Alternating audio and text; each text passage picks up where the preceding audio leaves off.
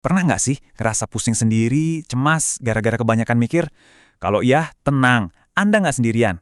Kali ini, kita bakal coba bedah isi kepala kita yang sering gelisah ini bareng salah satu pemikir paling dalam, Fyodor Dostoyevsky, yang idenya kita ulik lewat panduan dari Dr. Fahrudin Faiz. Kita ini kan seringnya bangga ya, jadi orang yang pemikir. Tapi coba deh jujur sama diri sendiri.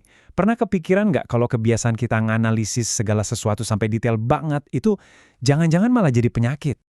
Nah, Dostoyevsky ini punya jawaban yang jujur aja agak nyelekit.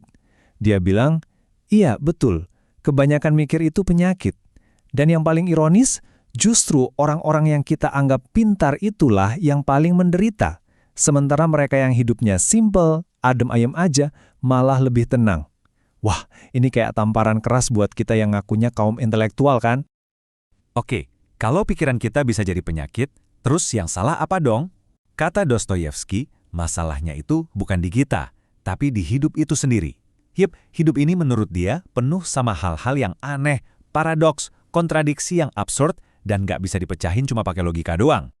Ini paradoks yang pertama. Kita ini kan belajar soal hidup dari mana? Dari buku. Kita punya teori-teori, konsep-konsep yang rapi jali.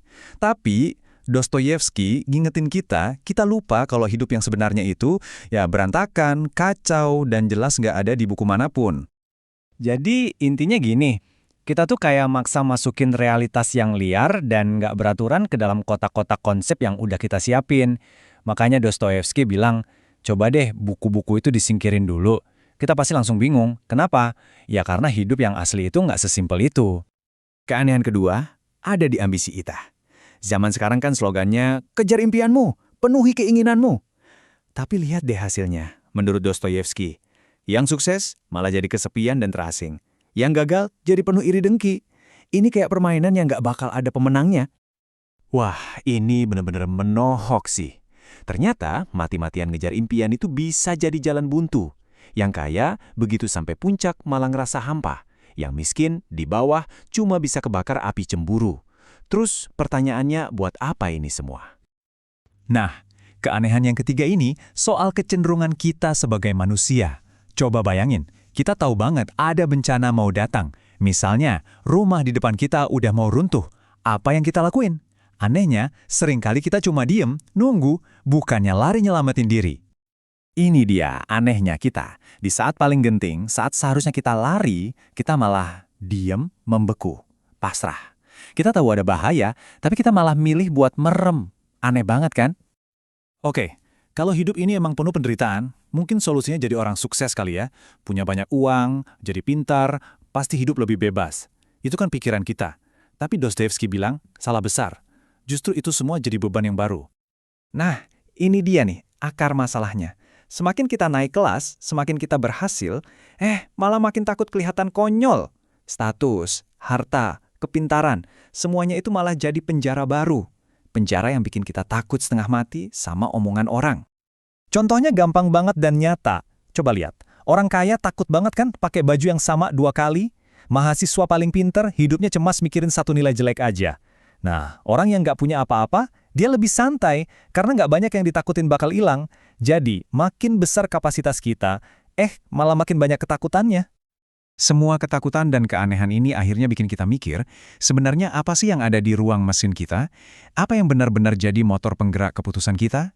Kita sih maunya mikir kalau akal sehat dan logika lah kaptennya, tapi yakin nih. Dostoyevsky ngasih jawaban yang telak banget. Akal itu cuma budaknya perasaan. Gila kan? Jadi, yang jadi bos, yang jadi tuannya, itu perasaan kita. Otak pintar kita cuma budak yang tugasnya nyari-nyari alasan buat ngebelain apa yang udah kita rasain. Ini benar-benar ngebalik cara kita mandang diri sendiri. Kita mikirnya kan gini, kita pakai argumen dulu, mikir logis, baru deh dapat kesimpulan dan perasaan. Kenyataannya, kebalik. Kita itu ngerasa dulu, suka atau nggak suka, baru deh kesimpulan diambil. Setelah itu otak kita kerja rodi, nyari argumen buat mendukung perasaan itu. Jadi argumen itu datang belakangan. Oke, kalau akal cuma budak perasaan, terus apa gunanya jadi pinter? Nah, disinilah Dostoyevsky ngeluarin satu lagi paradoks gila. Jadi pinter itu, katanya, justru bisa jadi kerugian. Kutipan ini emang kedengarannya mengejutkan ya. Kebodohan itu jujur, kecerdasan itu bajingan. Tapi tunggu dulu, bodoh di sini bukan berarti IQ jongkok. Maksudnya adalah kejujuran, kelugasan, apa adanya. Orang yang bodoh dalam konteks ini tuh ngelihat dunia ya sebagaimana adanya, sementara orang pintar malah sering kejebak sama teori-teori rumit di kepalanya sendiri. Penjelasannya gini, orang pintar itu sering kena analisis paralysis, lumpuh karena kebanyakan mikir. Dia ngelihat ada 1000 kemungkinan, 1000 risiko, akhirnya nggak berani ngambil keputusan apa-apa. Sebaliknya, orang bodoh, sekali lagi dalam arti yang positif ya, dia ngelihat satu jalan yang jelas, dan ya udah, dia maju aja dengan mantap. Jadi intinya apa? Inilah hikmah yang mengejutkan di balik pujian Dostoyevsky buat orang bodoh. Ini nyambung lagi kan ke tema awal kita, kebanyakan mikir itu penyakit. Ternyata kadang-kadang buat bisa maju, kita justru perlu menyederhanakan cara pandang kita. Oke, setelah kita ngelihat semua paradoks ini, beban pikiran ini, pusing kan? Terus jalan keluarnya apa dong? Nah, Dostoyevsky juga nawarin sebuah ide semacam pelarian agung. Sebuah cara buat kita nemuin kebebasan. Dan ini metaforanya dalam banget.